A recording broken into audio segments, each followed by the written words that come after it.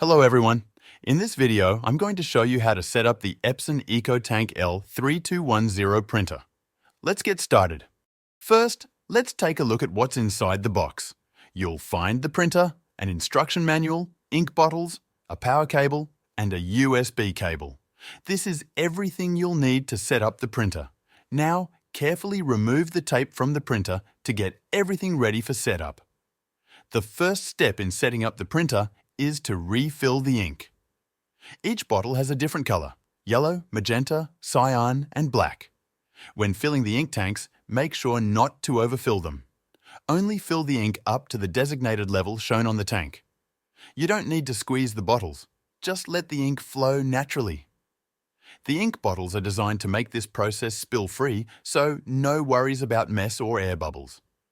Each ink bottle has a nozzle that fits only into its correct color slot, making it easy to refill without mistakes.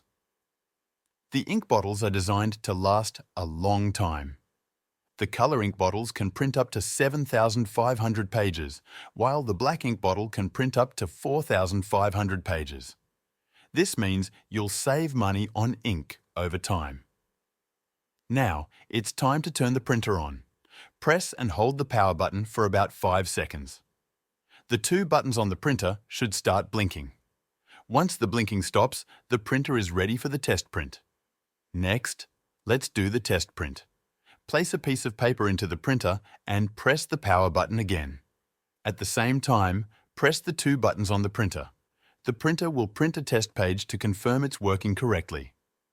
Once the test page is printed, you can move on to installing the printer software.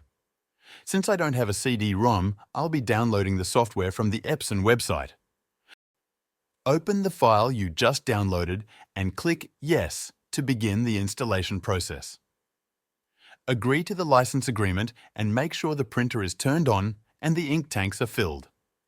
Follow the on-screen instructions to complete the installation. Once the software is installed, the next step is to print a test page. If the test page prints correctly, that means the printer setup is successful. The printer is all set up and ready to use. Thanks for watching.